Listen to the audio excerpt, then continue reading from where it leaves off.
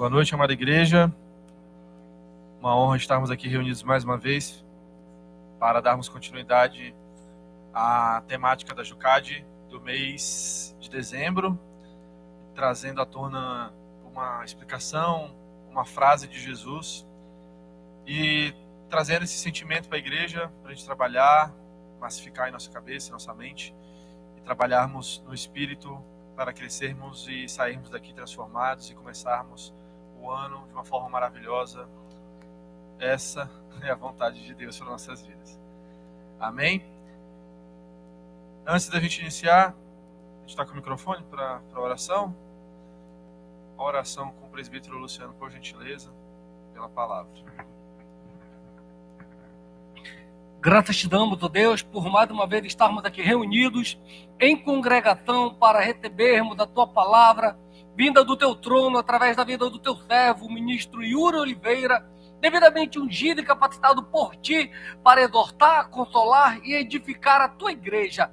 Abra o nosso coração, abra a nossa mente, abra o nosso entendimento e que nós recebamos esta palavra e que ela venha produzir frutos em nossas vidas. Muito obrigado pela vida do teu servo e por tudo aquilo que o Senhor há de realizar esta noite através desta palavra, em nome do Senhor Jesus. Amém. Jesus afirmou aos discípulos três coisas muito interessantes. Ele disse que ele é o caminho, ele é a verdade e ele é a vida. A gente já ouviu muitas coisas e aprendeu através da dança também. A vida. Jesus, ele se declara, ele se auto-intitula, ele responde aos discípulos dentro dos seus questionamentos que ele é a vida. Ele disse: sou o caminho, eu sou a verdade e eu sou a vida. Ninguém vai ao Pai a não ser por mim. É importante a gente pensar que Jesus destrinchou esses três pontos. Ele meio que responde três perguntas básicas: o que, como, por quê. Ele diz que ele é o caminho, ele diz que ele é a verdade, ele diz que é a vida. Ele está basicamente explicando e respondendo muitas dúvidas que muitos daquela época tinham e muitos até hoje têm. O que a gente vai fazer da vida? Ele é o caminho. Por quê? Porque ele é a vida. Como? Ele é a verdade. Então Jesus, essa frase dele, essa autoatribuição que ele faz a si nesse momento, diz muito daquilo que ele é, diz muita resposta, traz muita resposta aos nossos corações. É fundamental entendermos isso, é importante entendermos por que ele é a vida e que impacto isso tem em nossas vidas, para que tenhamos cada vez mais um conhecimento pleno, um desenvolvimento pleno da nossa fé. Bom, biologicamente a vida, ela é a qualidade, a vida é a distinção, a condição que separa os seres vivos dos seres inanimados. E interessante que dentro dessa descrição que a gente entende de vida, ela diz várias coisas, que a vida, aquele que não tem vida, aquele que não tem a condição de ser vivo, ele não tem a condição de desenvolver, ele não tem a condição de crescer, e também, principalmente, o ser que não tem vida, ele é incapaz de ter estímulos. Ele não tem reação, ele tem uma inatividade, ele não consegue reagir a qualquer que seja os estímulos. E o contrário, aquele que tem vida, ele é capaz de crescer, aquele que tem vida é capaz de se desenvolver, aquele que tem vida é capaz de reagir a estímulos. Então, a diferença básica que vai ter de um ser vivo para um ser que não é vivo é que um ser vivo, ele tem reação, ele ainda consegue reagir. E aquele ser que não tem vida, ele já está colocado ali em uma situação em que ele não tem capacidade ou ele não tem condição de reagir a nada. É interessante lembrar que Paulo, e a igreja pode abrir, diz em Efésios capítulo 2, do versículo 1 ao versículo 5, algo interessante para a gente. Ele fala justamente sobre morte e sobre vida. Efésios 2, do versículo 1 ao versículo 5.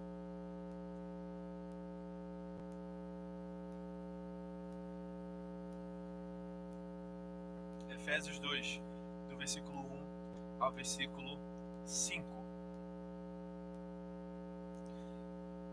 Paulo disse assim nessa carta ao povo de Éfeso: Ele vos deu vida, estando vós mortos em vossos delitos e pecados, nos quais andastes outrora, segundo o curso deste mundo, segundo o príncipe da potestade do ar, do espírito que agora atua nos filhos da desobediência, entre os quais também nós andamos outrora, segundo as inclinações da nossa carne, fazendo a vontade da carne e dos pensamentos, e éramos, por natureza, filhos da ira, como também os demais. Mas Deus, sendo rico em misericórdia, por causa do grande amor com que nos amou, estando nós mortos em nossos delitos, Ele nos deu vida, juntamente com Cristo. Pela graça, sois salvos. E aí, continua, ele fala, juntamente com Ele ressuscitou e nos fez assentar em lugares celestiais com Cristo Jesus. Mas o que a gente pode extrair desse texto que Paulo fala e deixa claro para todas as pessoas que estavam ali ouvindo, não só em Éfeso, mas hoje aqui na igreja também?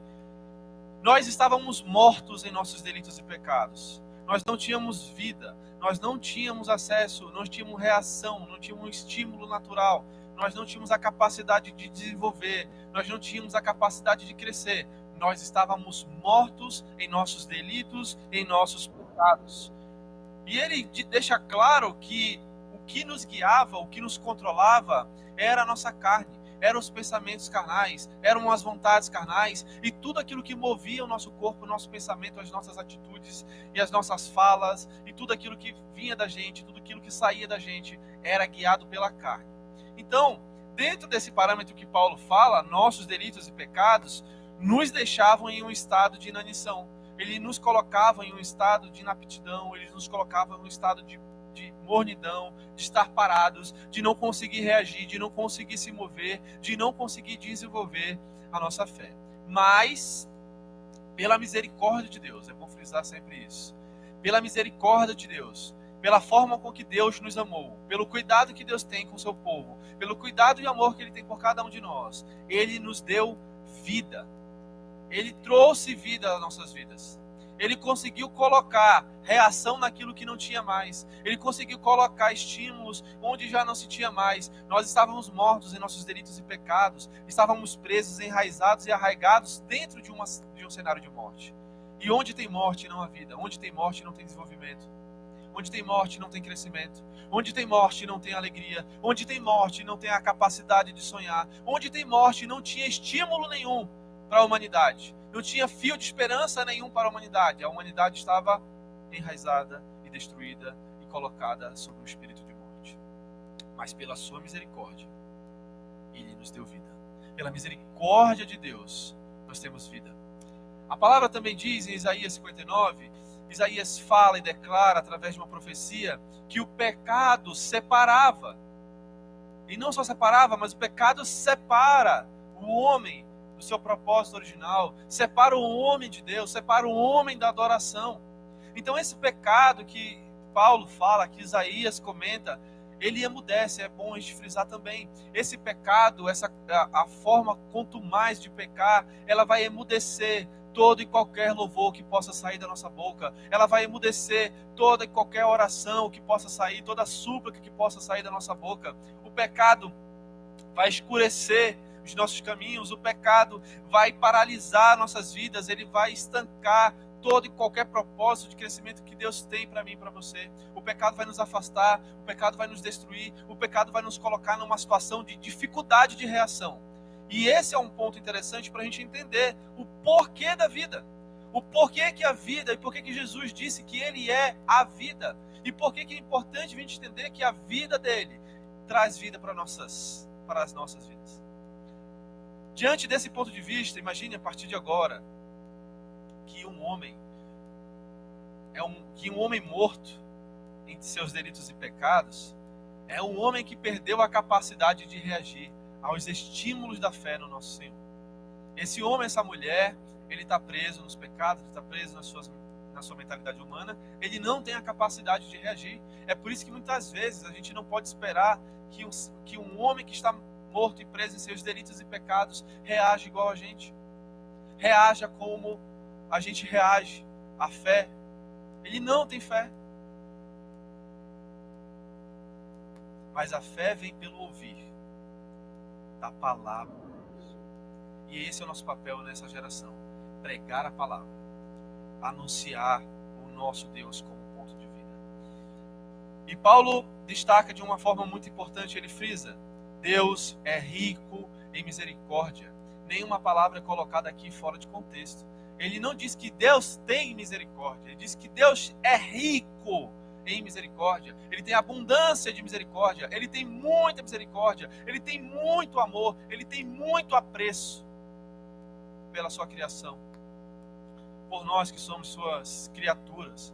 Ele é rico em misericórdia. Então, por conta dessa riqueza, aqui está contando para a abundância. Deus tem no seu coração, tem na sua mente, tem nos seus propósitos a abundância de misericórdia. Ele está inclinado para ter misericórdia, e por causa do seu grande amor que está em seu coração, ele nos deu vida. E Jesus afirma de uma outra forma em João 10:10, que ele diz: eu vim para que tenham vida e que tenham em abundância.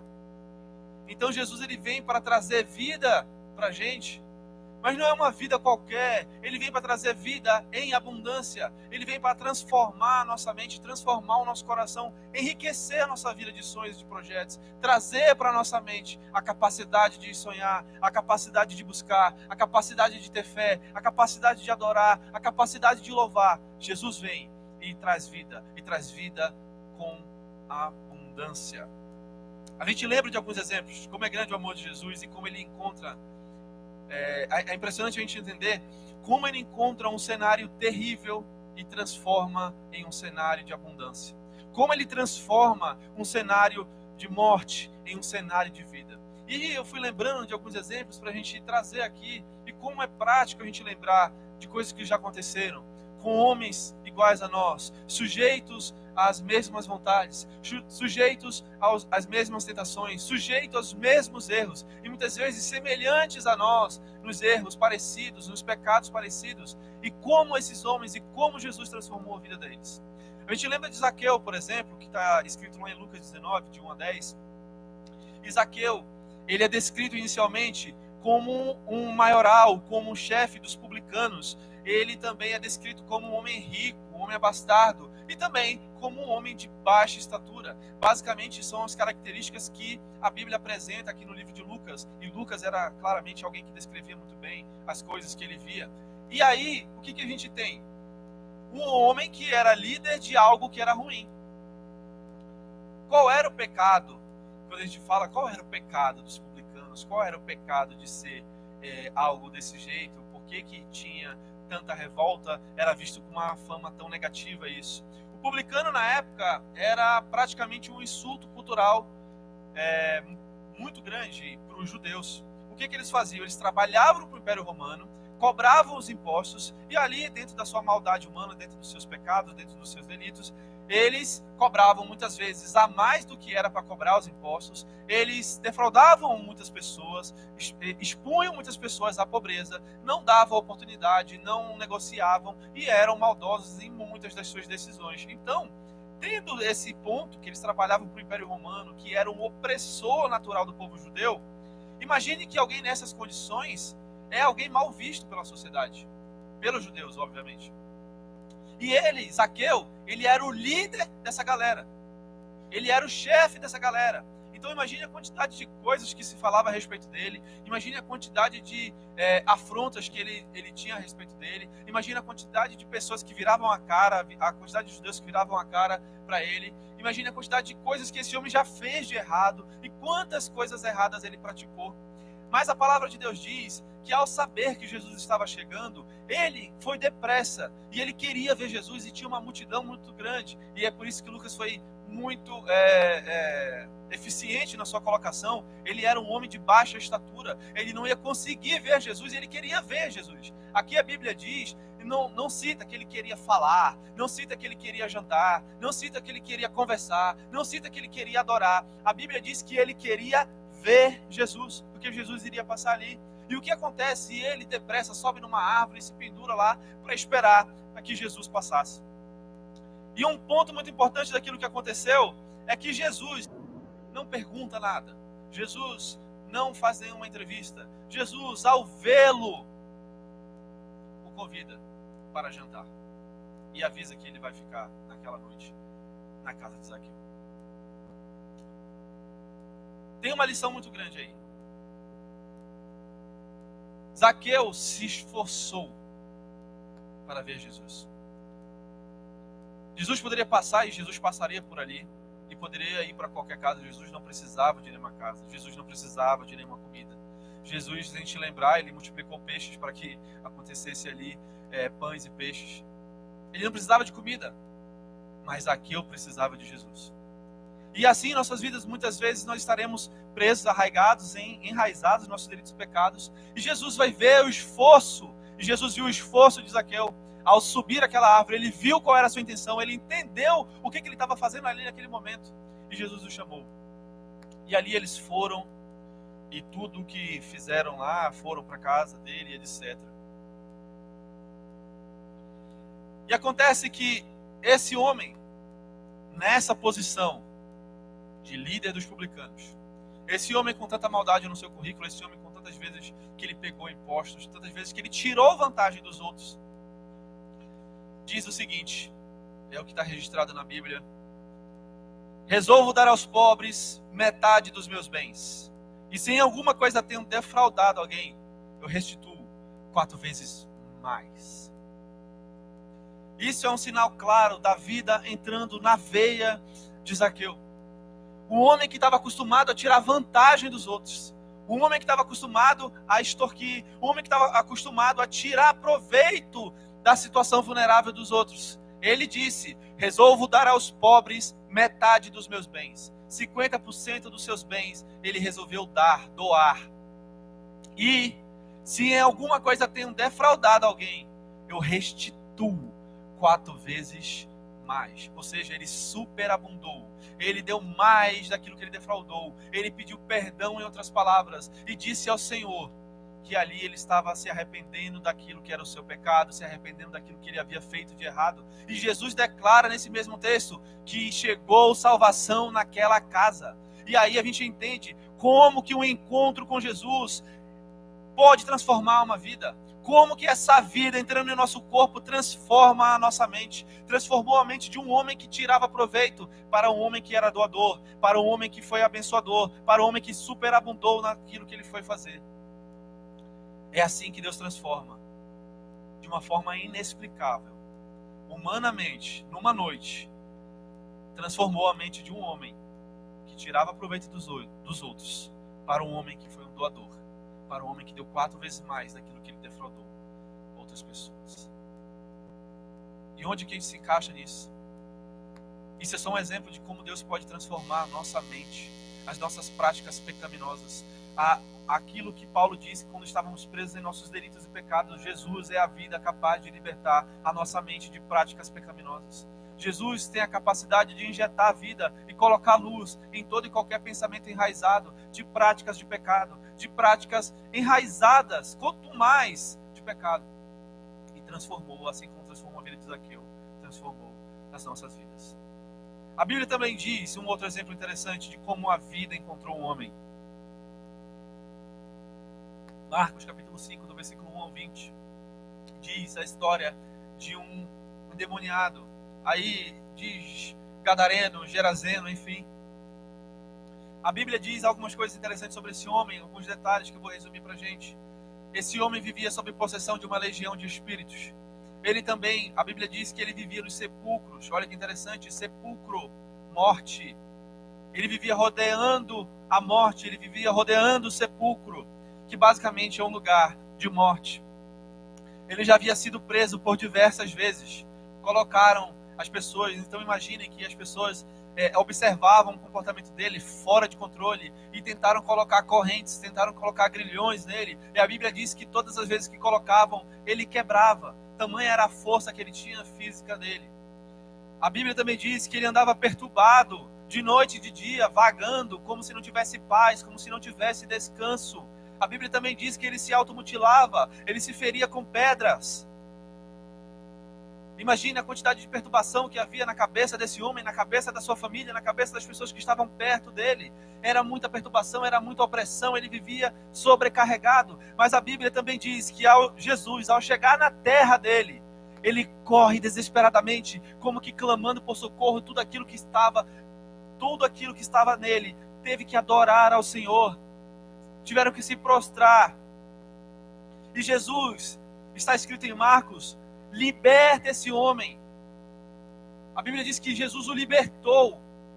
e o livrou de uma legião de demônios, e o livrou de uma opressão gigante, e o livrou de uma perturbação gigante, e o livrou da sua automutilação, e o livrou de todo e qualquer julgamento que tinha da sua sociedade, da sua comunidade. A Bíblia também diz que o povo, ouvindo toda aquela história, foi ao encontro para entender o que estava acontecendo daquela situação. E o que o povo encontrou? Se depararam com um homem sentado, vestido e em perfeito juízo, está escrito em Marcos. Ou seja, Deus, através de Jesus, trazendo vida para aquele homem, restituiu a sua imagem, restituiu a sua lucidez, restituiu a sua autoestima, a sua imagem, aqui colocada como vestido. Por que está escrito vestido? Porque provavelmente ele nem usava mais roupa, ou andava rasgado. Mas aqui a Bíblia diz que o povo, ao encontrar ele, encontrou ele vestido. A Bíblia também diz que ele andava cansado, perturbado, mas aqui nesse momento a Bíblia diz que ele estava sentado. Isso quer dizer o quê? Que ele estava em posição de descanso. É como se a alma dele tivesse encontrado algum tipo de refrigério, algum tipo de calma, algum tipo de paz. E então aquela alma perturbada pôde por algum momento sentar. E a Bíblia também diz que ele estava em perfeito juízo. E é isso que a vida, é isso que o Senhor faz com o nosso coração e com a nossa mente. Ele nos deixa em perfeito juízo. Quando a gente conversa com pessoas que não têm o Senhor, que não têm essa vida no seu coração, elas não estão em perfeito juízo, estão enraizadas nos seus pecados, estão presas nos seus raciocínios, estão presas em seus sofismas. Elas não têm a capacidade de analisar, elas não têm a capacidade de decidir, elas não têm a capacidade de tomar boas decisões, porque estão direcionadas e controladas pela sua carne, pelo seu sangue, pelos desejos carnais, pelo mal, por tudo aquilo que domina esse mundo tenebroso. Mas Jesus deixou aquele homem em perfeito juízo. O sopro de vida restabeleceu o seu corpo, a sua mente, o seu espírito. E assim Jesus quer transformar e trabalhar nossas vidas, transformando por completo. Ao ponto dos demais moradores lá daquela comunidade, eles ficaram admirados. Tanto tempo aquele menino, aquele jovem, perturbado e perturbando o juízo dos outros. Ele estava sentado, ele estava lúcido, estava em perfeito juízo. A Bíblia também continua dizendo, já lá no final, que ele começou a proclamar em Decápolis. Ele começou a anunciar o que Jesus fez com ele. Ele começou a pregar e dizer tudo que Jesus fez em sua vida. E a Bíblia diz que todos se admiravam. Assim é com nossas vidas.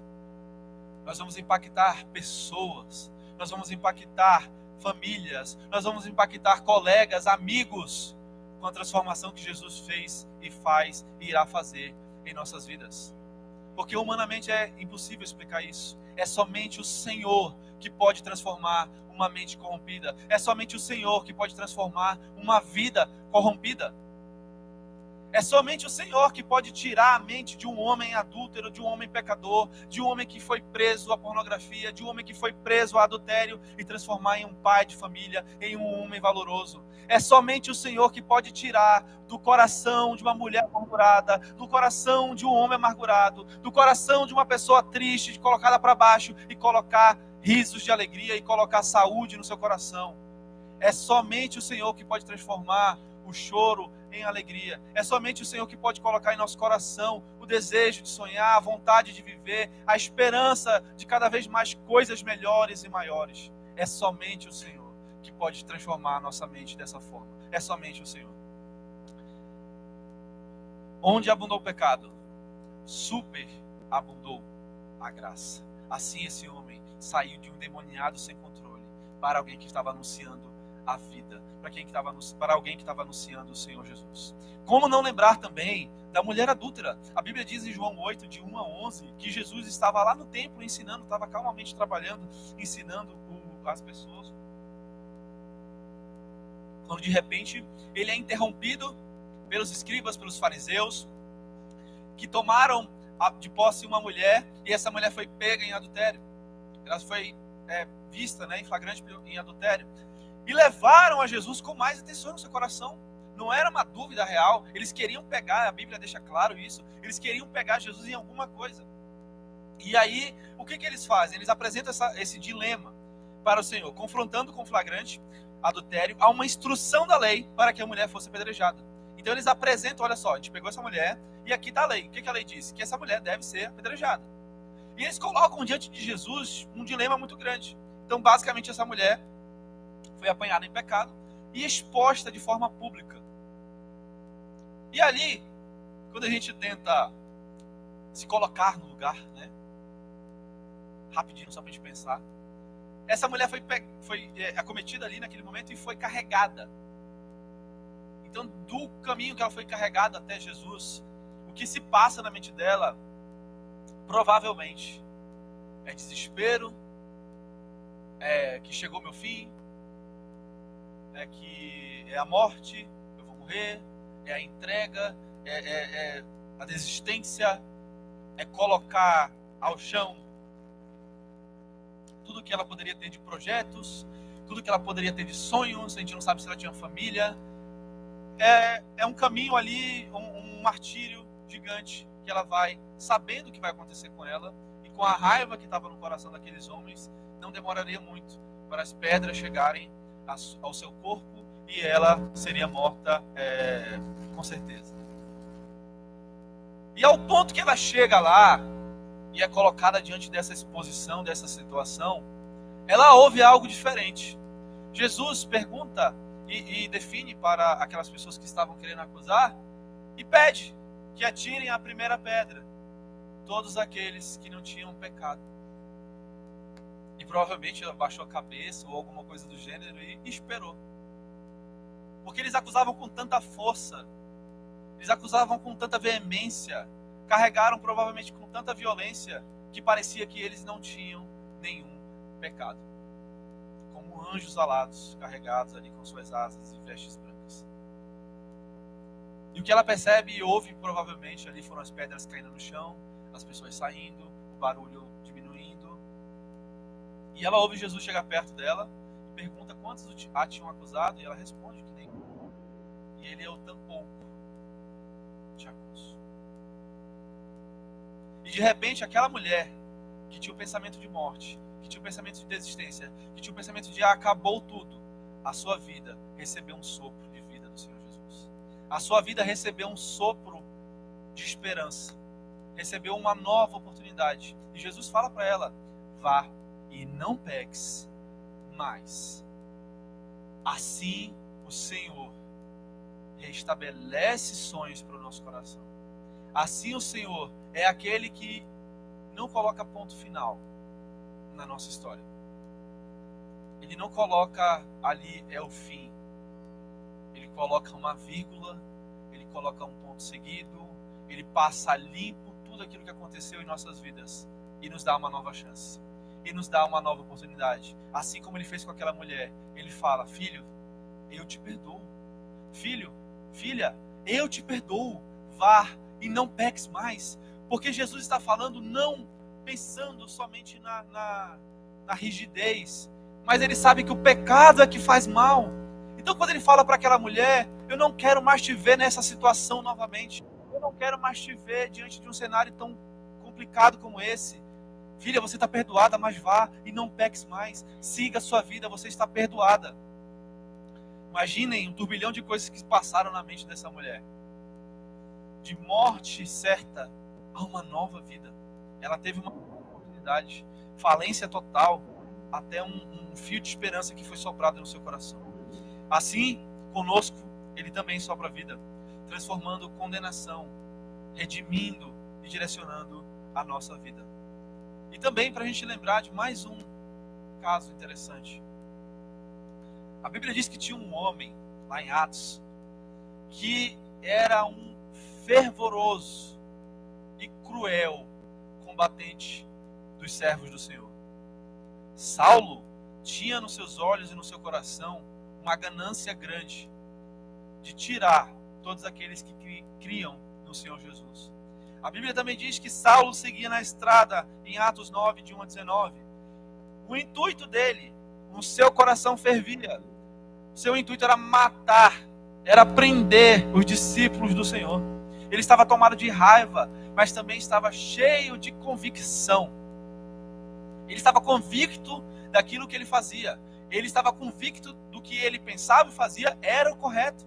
E Saulo, chegando próximo de Damasco, teve a sua viagem interrompida por uma forte luz. Essa luz fez ele cair, e essa luz fez ele perder a visão. E o que acontece daí em diante é a transformação de um homem que perseguia a igreja a um dos pregadores que mais se entregaram, a uma das pessoas que mais visitaram, a uma das pessoas que mais colocaram a palavra do Senhor e foram buscar desenvolver o ministério. Jesus teve um encontro com ele e mudou totalmente a sua visão. A Bíblia diz que Ananias, antes de curá-lo, entrou em algumas dúvidas, alguns questionamentos, e a resposta que a resposta que o Senhor deu para ele, quando ele relutava sobre o que fazer, com suas dúvidas, sobre a maldade que ele sabia que Paulo tinha, a resposta é assim: este é para mim um instrumento escolhido para levar o meu nome perante os gentios e reis, bem como perante os filhos de Israel, pois eu lhe mostrarei o quanto lhe importa sofrer pelo meu nome.